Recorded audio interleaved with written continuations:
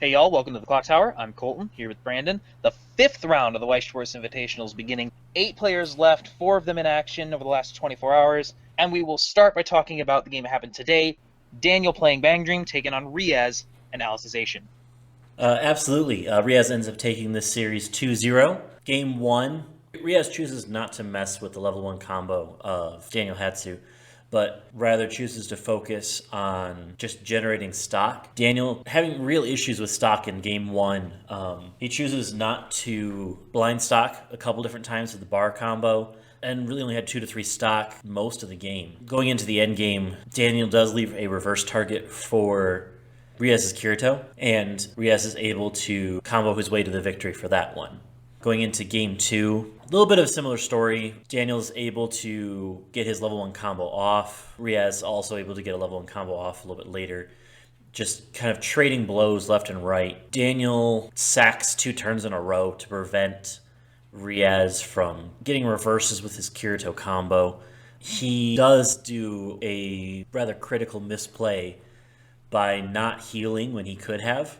At 3-3, he could have healed down to 3-2 right before refresh, making it so that way Riaz would have to swing bigger to be able to swing for lethal. Because of that, Riaz was able to triple lethal, essentially, and stuck it on the first swing. Unfortunately for Daniel, he is now out of the tournament. Riaz moving forward as Alicization picks up another win. There's only been one other game in the fifth round so far. It took place yesterday. Christian taking on Broderick, ReZero, and Goblin Slayer. Broderick got his level 1 combo off and pushed Christian in damage. Broderick got his combo off and pushed Christian to level 2 quickly. Christian was able to get his early plays down, but he was just trailing by so much, couldn't make up that deficit. Broderick was able to get his level 1 combo again in game 2. He looped it. Christian also got his off. Both players got to level 3, struggled to do damage to each other, ended up in kind of a war of attrition between the Soul Negs and the healers, and both decks being really well compressed. Broderick really struggled to get anything to stick on Christian at level 3, and Christian was able to get enough to close and tie the series. In game 3, Broderick looped his level 1 combo again, tri-fielded his priestesses. Christian got his level 3s on the board to try to clear. Both players kind of got stuck in at level 3 again. This time Broderick was able to push Christian to game and a 2-1 series win. Both players had a really hard time getting damage to stick. Really interesting matchup, really long matchup. It took them over 2 hours to get through all the games. But Broderick survives, keeps Goblin Slayer in the tournament. The last ReZero deck is now out. Broderick's now won 5 in a row, and he is into the top 6. Funny you bring that up. Broderick's actually played more games than anyone else left in this tournament. Coming in from the bottom of the elimination bracket and able to push this far.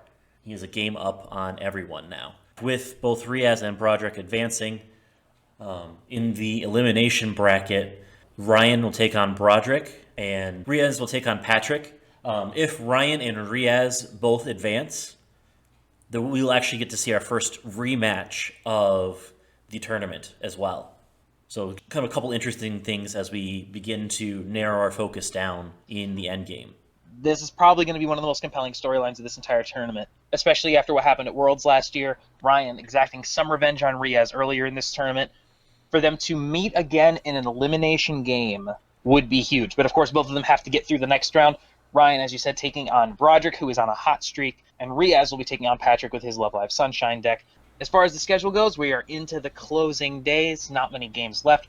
Ryan and Broderick will be playing on Friday at 5 o'clock Eastern. No streaming schedule set for that one yet.